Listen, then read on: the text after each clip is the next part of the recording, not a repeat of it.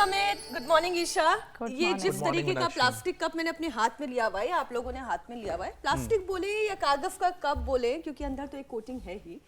कभी आप लोगों ने ऐसे कप में चाय या कोई कॉफी पी है? मीनाक्षी देखिए, हम लोग जब भी बाहर जाते हैं तो अक्सर प्रेफर करते हैं कि वहां पर कोई ग्लास में ना हो, ऐसे पेपर कप्स का इस्तेमाल करें, क्यों बेहतर मानते हैं हम लोग। ये एक्चुअली डिस्पोज करना आसान हो जाता है नहीं ईशा? बिल्कुल। और सर्दियों में तो वैसे ही चाय कॉफी सूप का जो कंजप्शन होता है वो बढ़ जाता है। और वैसे भी हम प्लास्टिक कप में थोड़ी ना पी रहे हैं, तो पेपर कप्स हैं। यही बात तो सबसे बड़ा धोखा है ईशा, यही सबसे बड़ा धोखा है। मैं ये नहीं कह रही कि ये हेल्थ एक्सपर्ट बता रहे हैं, वो ये इस तरीके के, देखिए बहुत तरीके के कप्स हमने रखे हैं, वो भी दिखा देती हूँ। ये देखिए व्हाइट है, आपको ऐसा लग रहा होगा कि ये मेरे हाथ में पेपर भी का दिखने बना लगा। हुआ है, लेकिन दरअसल इसके अंदर बकायदा एक कोटिंग होती है। मैं वो कोटिंग दिखाती हूँ, आप इसे टच करेंगे तो आपको समझ में आ जाएगा कि दरअसल ये चलिए मैं आपको एक्सपेरिमेंट ही दिखा देता हूँ ना। coating है मीनाक्षी जो इसके बोल अंदर। रही है, मैं इसमें थोड़ा सा और पानी ले लेता हूँ। ठीक है, अब मेरे हाथ में देखिए पेपर है, पेपर है, पेपर नैपकिन है। अब देखिए मैंने इसको पानी में डाला, ठीक है, ये देखिए ये पूरी तरह से गल गया। लेकिन अब सोचिए ये पेपर कप है, लेकिन ये तो इस तरह से गल नहीं रहा है, पिघल नहीं रहा है। क्यों? ये सबसे बड़ा सवाल है। इसका मतलब तो साफ है कि इसके अंदर प्लास्टिक की कोटिंग है, इसीलिए ये गल नहीं रहा है। बिल्कुल, इसे अल्ट्रा थिन प्लास्टिक इसे कहते हैं, और जिसकी वजह से गल नहीं रहा है। लेकिन क्या ये नुकसानदायक है? देखिए नुकसानदायक है, और तभी हम ये बात कर रहे हैं। इससे होता क्या क्या है ये आपको समझने की जरूरत है। जब गर्म चाय या कॉफी इसमें हम डालते हैं, मैंने जैसे डाली है देखिए, गरम चाय या कॉफी, ये गरम गरम केतली में आई हुई चाय मैं इसे पोर कर देती हूँ। जब हम इसमें ये डालते हैं तो इसके अंदर से प्लास्टिक का धीरे धीरे करके रिसाव होना शुरू हो जाता है, क्योंकि ये बहुत गर्म है।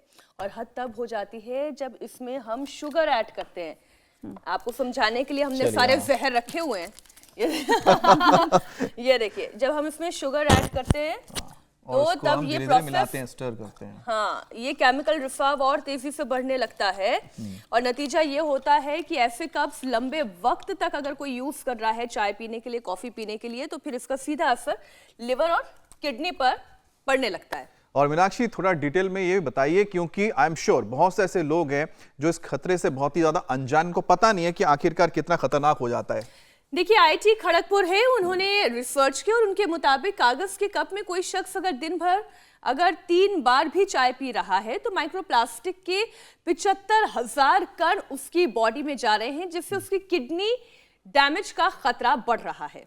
और अभी तक तो लोग ये मानकर ही चल रहे थे कि प्लास्टिक के कप तो आउट हो गए हैं और पेपर कप बहुत ही ज्यादा सेफ है, लेकिन अब तो लगता है कि सेरेमिक और स्टील्स के कप्स को वापस आना ही पड़ेगा, यानी बैक टू बैक बेसिक, यानी कि हमें ये वाले कप, सेरेमिक के कप का इस्तेमाल करना पड़ेगा। आप सेरेमिक यूज करें, कांच की ग्लास यूज करें, कांच के कप यूज करें, या जिस तरीके से ये हमारा कंटेनर है आप देख रहे हैं, केटल है कांच की बनी हुई, आप इन चीजों का इस्तेमाल करें।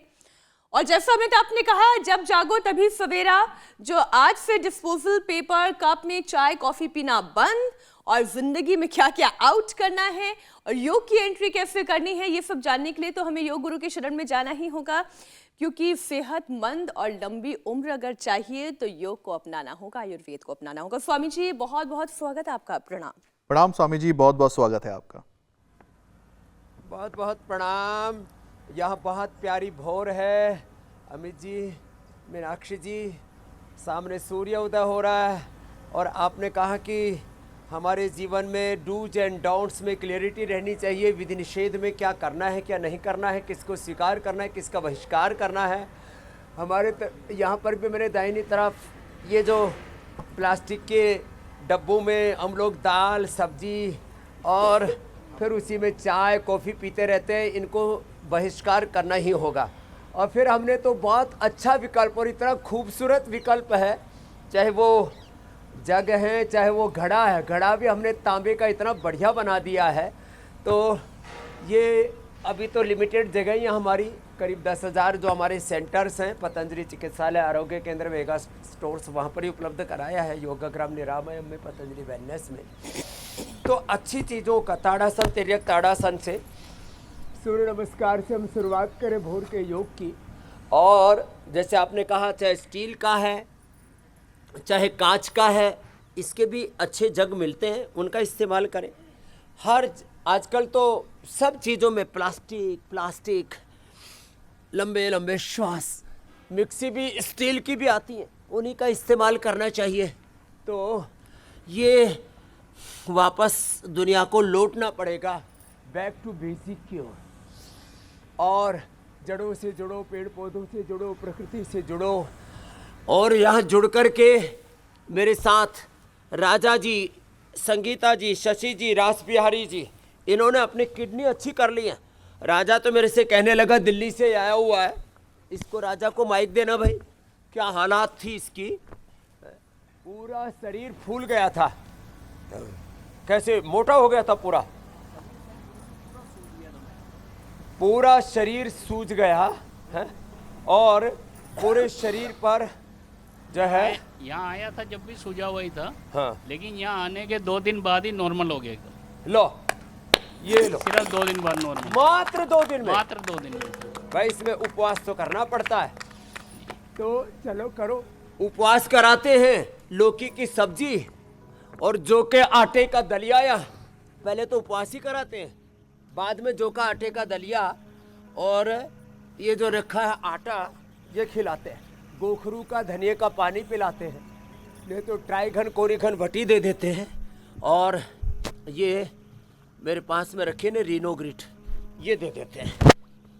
नीम